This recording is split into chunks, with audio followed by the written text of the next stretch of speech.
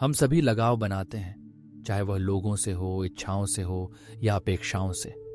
और जब वे लगाव टूटते हैं तो उसके बाद दर्द आता है। प्राचीन ज्ञान हमें याद दिलाता है कि दुख का मूल कारण लगाव है। लेकिन यह वास्तव में कैसे काम करता है, आइए इसे समझते हैं। भगवत गीता में कृष्ण एक गहन श्रृंखला प्रतिक्रिया प्रकट करते हैं। जब मन लगातार किसी विशेष वस्तु या विचार पर टिकता है तो आसक्ति उत्पन्न होनी होती है। आसक्ति से इच्छा जन्म लेती है। यदि उस इच्छा में बाधा आती है तो क्रोध उत्पन्न होता है। क्रोध निर्णय को धूमिल कर देता है, जिससे भ्रम और विवेक की हानि होती है।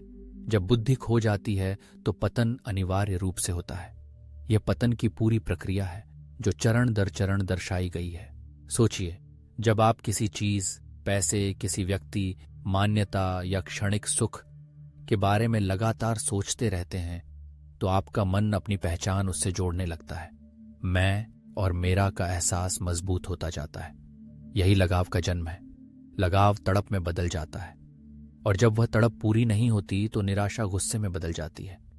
गुस्सा भ्रम पैदा करता है, स्पष्टता कम हो जाती है।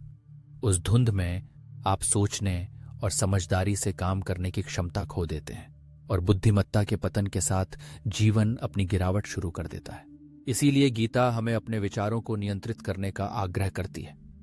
अपनी एकाग्रता पर महारत हासिल करके हम आसक्तियों में उलझने से बच सकते हैं। कार्य करें, जीवन का अनुभव करें, जो कुछ भी यह प्रदान करता है उसका आनंद लें, लेकिन उसमें डूबे नहीं। क्योंकि जो लोग आसक्तियों में बह जाते हैं वे उनसे ऊपर उठने की क्षमता खो देते हैं। आसक्ति दुख की शुरुआत है, विवेक इसका अंत है।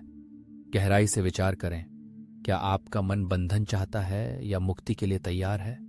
विकल्प हमेशा की तरह आपके भीतर ही है।